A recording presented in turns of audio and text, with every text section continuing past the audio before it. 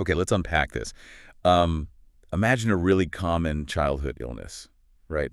Usually just, I don't know, a few days feeling a bit off, maybe some spots. Annoying, yeah, but not usually serious for the person who actually gets it. Exactly. But now, picture that exact same sort of harmless-seeming virus getting into a pregnancy. Then the whole picture changes, doesn't it? Completely. Suddenly the stakes are, well, astronomically high. It can lead to some really devastating lifelong problems for developing baby.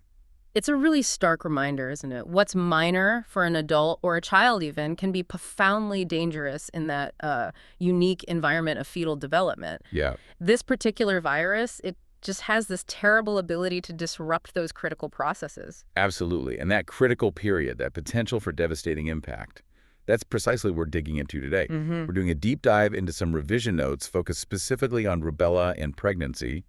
Think of this as your kind of high-yield shortcut. Yeah. Right. We basically pulled out all the essential stuff from those notes. The goal is to help you quickly but thoroughly get the core facts about rubella, its impact in pregnancy, sticking strictly to what's in the source material. Exactly. Our mission is just to make sure you walk away knowing what's most important about this specific condition. Yeah, no fluff, just the need to know. And the absolutely crucial thing, the headline right from the start, you need to remember this, the most severe outcome, congenital rubella syndrome in the baby. Oh. It's almost entirely preventable. That fact really grounds everything else, doesn't it? Prevention is absolutely key. It really is. So with that up front, let's build our understanding. What exactly is rubella, often called German measles right now? Yeah, rubella is a viral infection. It's caused by the rubella virus, pretty straightforward. And like you said, for most people, it's a mild, self-limiting thing. Okay.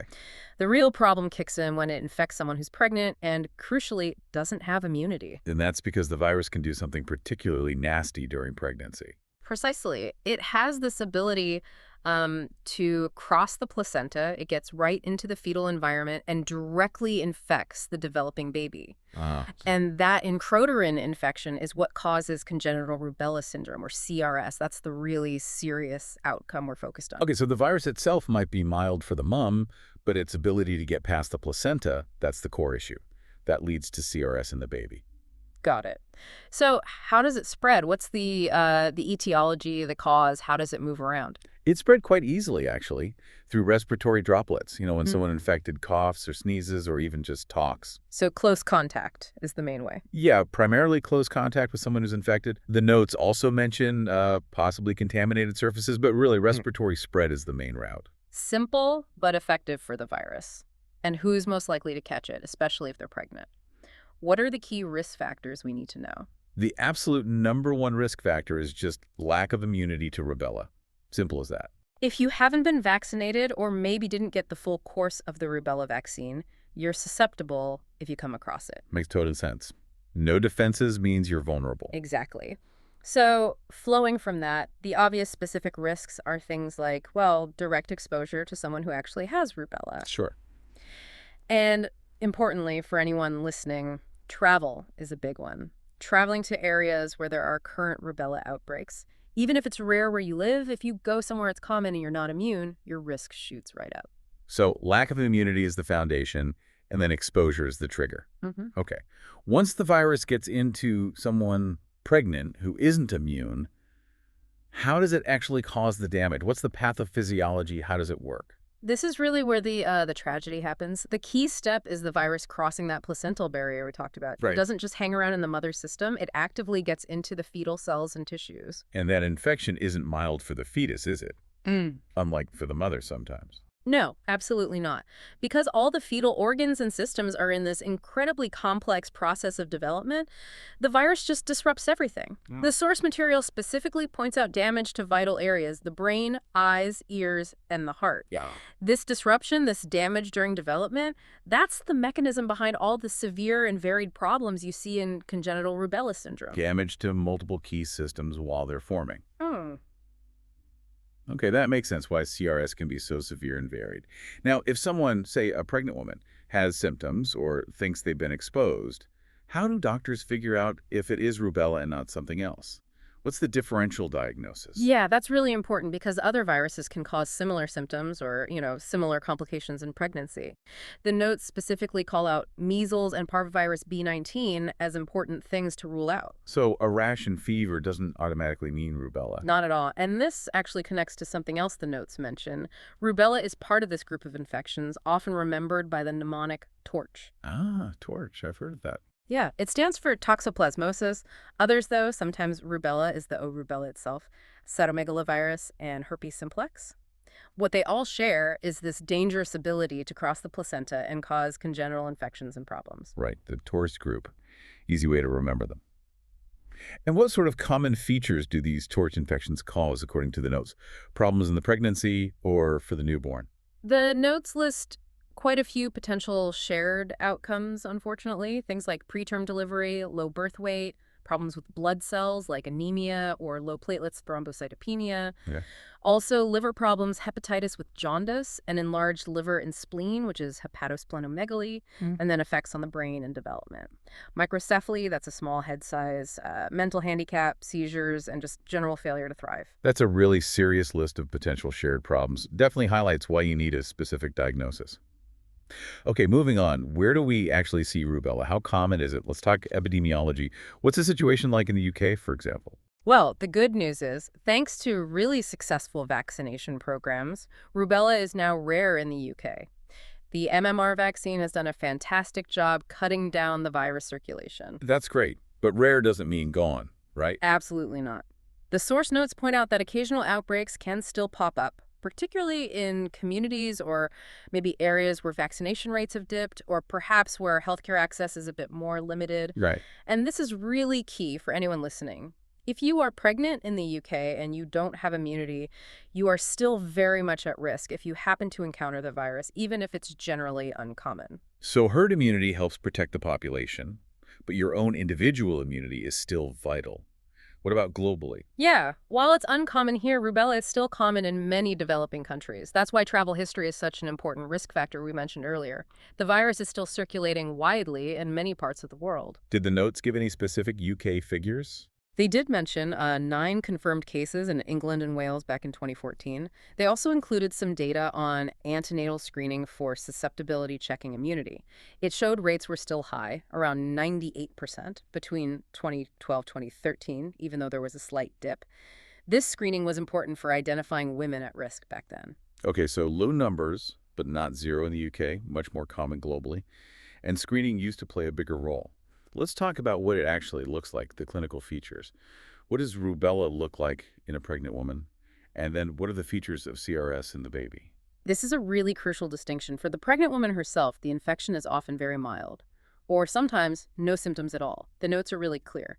The danger in pregnancy is almost entirely the risk to the fetus, not severe illness in the mother. That's quite unsettling, isn't it? Being infected, potentially harming your baby, but feeling fine yourself. It really underlines why checking immunity status is so much more important than just waiting for symptoms.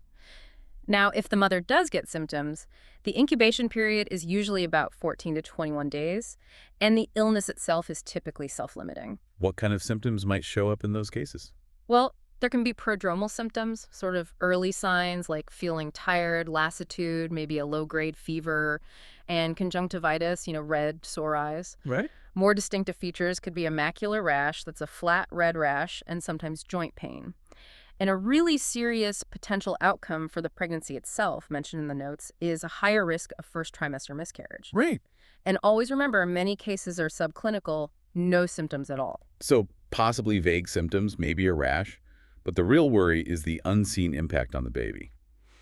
Okay, what about the baby with congenital rubella syndrome, CRS? What does that look like? This is where the list of potential problems gets really devastating, and it's very strongly linked to when the mother got infected during the pregnancy. Oh, the timing is key. Absolutely critical. The risk of severe damage is highest if the infection happens very early on, specifically mentioned as weeks 8 to 10 of pregnancy. Okay. The risk drops a bit, but is still definitely there in weeks 11 to 16. After 16 weeks, damage becomes rare. That early developmental stage is clearly the most vulnerable window. Totally. The notes lists the key features of CRS you really need to know.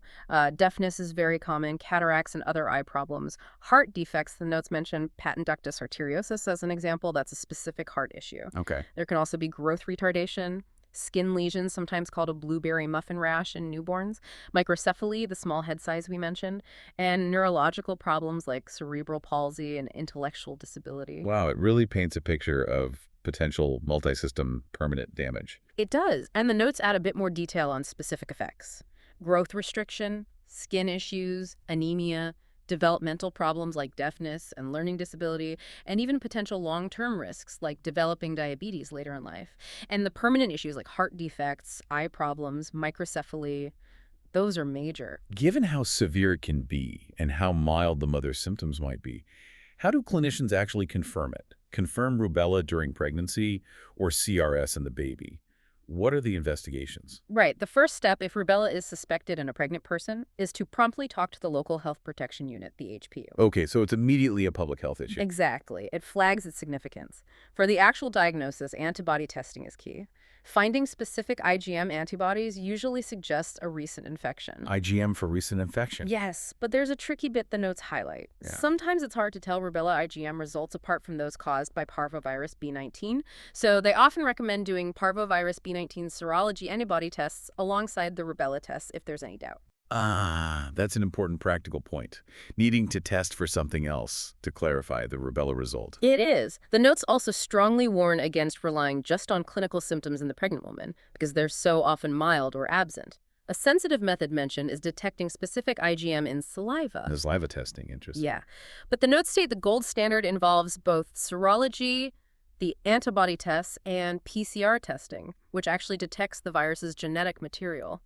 And the HPU can provide the kits needed for these tests. So antibodies and looking for the virus itself. How about diagnosing CRS in a baby after birth? Postnatally, in the baby, you can diagnose it again by finding IgM antibodies. A baby makes its own IgM. It doesn't cross the placenta from the mother, so finding it suggests the baby mounted its own response to an infection, likely caught before birth. Okay, so the baby's own IgM is the clue. Right. Another sign can be rubella IgG antibodies sticking around longer than expected. Maternal IgG does cross the placenta, but it should gradually disappear from the baby's system. If it persists longer than expected, it's suspicious. And again, PCR is very sensitive for finding the virus itself in the baby. Different antibody patterns postnatally, plus PCR again. Okay. Once it's confirmed, what's the plan? What's the management? Well, the management strategy overwhelmingly focuses on prevention. That's the main message. It's all about vaccination before pregnancy and making sure anyone susceptible gets the MMR vaccine after giving birth, ready for any future pregnancies. Right, stopping it before it starts is clearly the best way. Absolutely. The notes mention a key point about UK practice. Routine antenatal screening for rubella immunity, checking everyone at the booking visit, actually stopped back in 2016. Oh, okay. That's important to know for revision. Definitely. The current approach is more about identifying non-immune mothers and making sure they're offered the MMR vaccine after they've had their baby. Postpartum vaccination. Got it. What happens if a pregnant woman does get confirmed rubella during her pregnancy? Again, that discussion with the HPU is the first step. Management then involves close monitoring, keeping a very close eye on both the mother and the fetus. The notes say referral to a specialist center might be necessary, especially for planning the potential management of CRS if the baby is affected. And for babies who are actually born with CRS? For them, management is mainly supportive care. It has to be tailored to whatever specific problems that individual baby has. So that means things like early interventions, different kinds of therapy, medical management for things like heart defects or hearing loss or vision problems. Right, very individualized. Are there any other management points mentioned? Yes, a few important ones. The notes state that termination of pregnancy is an option that should be discussed if IgM antibodies confirm infection within the first 16 weeks. That reflects the very high risk of severe CRS during that early window. A difficult but necessary conversation. Yeah. Indeed. They also point out that depending on the extent of any developmental issues like mental handicap, hearing, or visual problems, special educational support will be needed, and assessing that early is important. And specific medical treatments like cochlear implants for deafness or cardiac surgery for heart defects might be required. It sounds like potentially long-term, very specialized care is often needed. What about the overall outlook, the prognosis? Well, the prognosis for a child with CRS varies a lot. It really depends heavily on how severe the congenital defects are. Right. Children with very mild effects might lead relatively normal lives with the right support. But sadly, severe cases often mean significant lifelong physical and intellectual disabilities. Which, again, just circles right back to prevention being paramount. Exactly. The notes hammer this home repeatedly. Prevention through vaccination, achieving immunity before pregnancy, is absolutely vital for both the mother and the fetus. What prevention strategies do they list specifically? They mention several things: immunizing adolescents and women of childbearing age before they conceive, maintaining high vaccination coverage in the whole population and good surveillance to keep the virus from circulating, checking immunity status during preconception counseling, which is more important now that routine antenatal checks are gone, and generally aiming for rubella elimination through universal immunization programs. So the big push is on catching people before pregnancy. Yes. And an interesting detail: the notes say that even having had rubella infection in the past doesn't mean you shouldn't get vaccinated. Presumably, the vaccine gives more reliable or stronger immunity. Okay. And one final point on management prevention: human normal immunoglobulin. This is basically antibodies given as a treatment. It's not routinely used after someone's been exposed to try and prevent infection. And specifically, it's not recommended for pregnant women exposed to rubella unless termination of pregnancy is completely unacceptable to them. So immunoglobulin isn't a standard fix after exposure. Okay. Lastly, let's just quickly run through the specific complications mentioned. The main complications are really the features of congenital rubella syndrome itself, those severe long-term problems: hearing loss, vision impairments, heart abnormalities, intellectual disability, developmental delays, growth restriction. Babies with CRS need that specialized, often lifelong care we talked about. And complications for the pregnancy itself. Yes, besides the effects on the baby, the rubella infection during pregnancy can also, tragically, lead to miscarriage, stillbirth, or preterm birth. So potential severe disability for the child and potential loss of the pregnancy.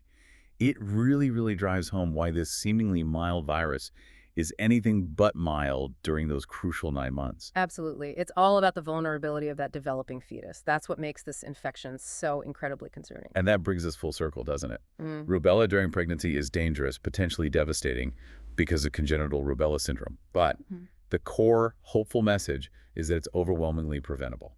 Vaccination is key. That's the take-home message for anyone studying this. Definitely. Indeed. So here's something to think about as we wrap up.